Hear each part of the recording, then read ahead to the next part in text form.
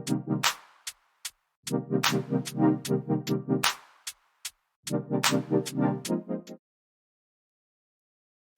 going on, everybody, and welcome to the Other Side of the Firewall podcast, where we talk about the latest and greatest in cybersecurity news, as well as we highlight those movers and shakers and glass ceiling breakers, those people of color who made it to the other side of the proverbial firewall. My name is Ryan Williams, and as always, I'm joined by Shannon Tynes. What's up? What's up? What's going on? So, welcome to Wednesday's discussion. So, Monday, Tuesday are topics. On Monday, we discussed Microsoft and how some of the source code was stolen, and there may still be an advanced persistent threat within their systems. On Tuesday, we discussed how a Central Texan won $170K for a national cybersecurity grant to better break down what's in all those privacy and EULAs and all the other good stuff, so we can better digest them and understand what we are signing up for today's discussion. And then, of course, it'll be followed up by Thursday will be Ask CSP. I have on Mike Ware, and then Friday, everything else, movies, books, games, all that good stuff. But without further ado, I give it to Shannon. All right, everybody. This article comes from CNN.com, written by Sean Lingas, and it's titled "Top U.S. Cybersecurity Agency Hacked and Forced to Take Some Systems Offline." So we've talked about them before, and we've been talking about them a lot lately. So I imagine this is why they were a target here. But it was CISA, folks. They came and got hacked, but the thing is, they reacted quickly, and the two systems that they found that were penetrated, they took them offline quickly. All right. So it's affected systems like they run a program that allows federal, state, and local officials to share cyber and physical security assessment tools. Right? So we've talked about this before, about them providing assistance to these companies that can't necessarily maybe hire on a cybersecurity firm whenever something happens. But CISA is there, to help them out and provide guidance for them. But so because of this, this is probably one of the reasons that this system was targeted. Well, if it's one of those things where you're trying to help people not prevent, but recover faster. And actually, yes, I will say prevent from cyber attacks. Of course, that's going to be, you're going to put a mark on your back, right? You're going to put a bullseye on your back. But right now they're saying there's no operational impact. They're going to upgrade and modernize their systems, right? Because that was one of the things that came about from this, is that they weren't updated to the level that they needed to be, and that's how they were able to be vulnerable to these attacks, or to this attack. The systems that were attacked run on older technology. They were already set to be upgraded or tech refreshed, whatever the situation may be, but they were a target, right? It's one of those things where when you're out there helping people, this is what happens. You're going to get probed. They're going to try to find what was going on. Now, they say in the article, it's not immediately clear who was behind the attack, but they also mention later in the article, among the hackers exploiting the flaws are a Chinese group focused on espionage, right? Which is what private researchers have told CNN. So I don't know. Is it the Chinese? Is it not the Chinese? Are they just not willing to say? It's a good bet that it is the Chinese. There is some tensions out there in the political world, geopolitical, I should say, right? Because there's some discussion over different territories that China thinks belongs to them. But it's a safe bet that Russia or China or North Korea is behind this, right? So this is part of the job when it comes to CISA. If you're out there trying to prevent cyber attacks or help people with cyber attacks, you put the bullseye on your back, and this is what can happen from it. But again, they were quick to cut off the two systems that were affected, which is good, right? So you got to have that plan. If something does happen, okay, this is how we go about doing this, these different things. Right? And they did it. They executed it. Right? Hopefully it doesn't end up being more far reaching as more time goes by and they're like, okay, it was more than two systems that we thought. But I guess this is more of a reason to speed up the process for that refresh, right? Those older systems, right? Sometimes money, when you work for the government, money isn't as easily available as the American public may like to think, right? They're like, oh, I pay my tax dollars and this, that, and the third. Well, I was in there, and I know it doesn't come as quickly as you think it does.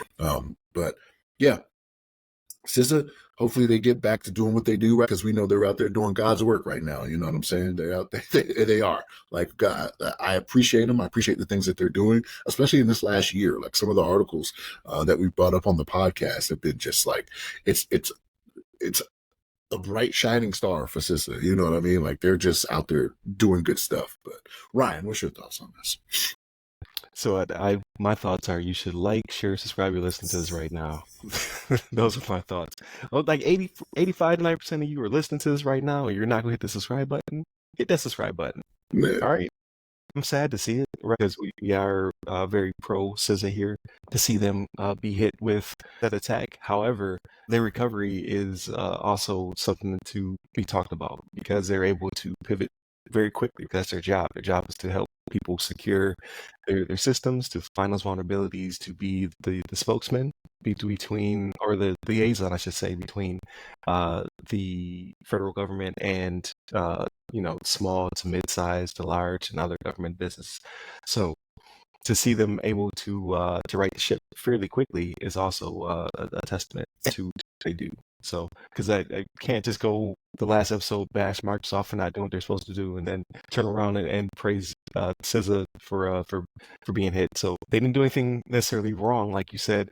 It was a matter of these legacy systems were going to be upgraded anyway, and that's usually how they get you end life type situation, or you assess the risk that, hey, these things are going to be taken offline soon.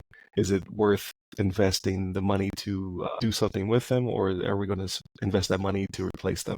So obviously they lost that bet to a certain degree. But again, this seems to be the world we live in right now, which is a shame, right? So Microsoft, the behemoth, being probed and having their source code stolen. This is one of our guardians of security and justice Yeah. being attacked. But it reminds me of the quote, and I had to look it up because I didn't know who to attribute it to. So John Chambers, the executive chairman and former CEO of Cisco Systems, once stated, there are two types of companies: those have been hacked and those who don't yet know that they have been hacked.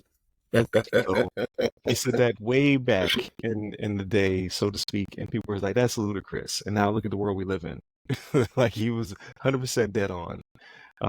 So again, it's good to see that CISA was able to take those systems offline and to quickly figure out that they were subject to an attack. So again, it's a testament to their resiliency and how quickly they move, because a lot of federal agencies do not move that fast. We learned Yeah. that from SolarWinds.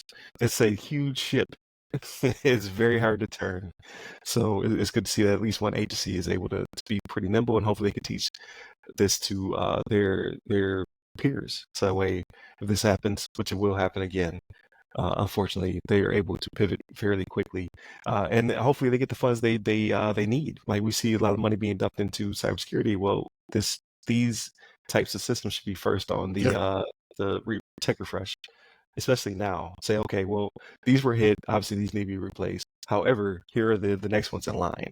So we need funding to make sure that we're state of the art, top of the line, because you can't have like the agency who takes care of these types of situations be vulnerable to nation state actors of China, Russia, North Korea, and such. And it probably was China, because we did talk about it maybe a month or two ago, where China was in Microsoft systems, and then China was in a bunch of federal systems. So we talked about the whole tripwire situation, where a federal contractor figured it out, and China was like, "Who, me?" They put their hand up, me? Gotta stop Yes, blaming me. yes, you couldn't be. Then who? Gotta stop blaming me for stuff. So yes, so it sucks that they were hit, but kudos to them for being able to quickly take those systems offline. We'll see. If for some reason the system be tied to like I don't even know what it could be tied to. I'd say if it was the IRS, people wouldn't get their checks. Mm, That would be the excuse. mm, mm, It'd be an uproar. mhm. Except for us who now pay taxes, like get that tax bill, like go ahead and lose my number. Oh But man. we will see what the future holds. Like hopefully again they recover pretty quickly, and then we can discuss what was potentially exfiltrated and what was mitigated in that process. So definitely a good discussion coming up once more is released on this situation, and then who was attributed to, right? Like maybe it's not China, but it's probably China. That's why our TikTok doesn't work. Can't upload one video. But definitely continue to tune in throughout the weeks. Monday, Tuesday are topics. Wednesday, discussion. Thursdays, Ask Sis P. I'll have my mic where. And then Fridays, everything else. Movies, books, games, all that good stuff. So hit us up by all the websites that go by our name. It'll either be the other side of the firewall, the other side of the FW, or Ask Us SP. Give me a person. I'm at RyRy Security Guy. That's RYRY Security Guy. You can find me on LinkedIn, Clubhouse, Twitter, and Threads. And then Chris, you can find him on LinkedIn at Chris Abacon. That's Chris A. Bacon. Stay safe. Stay secure.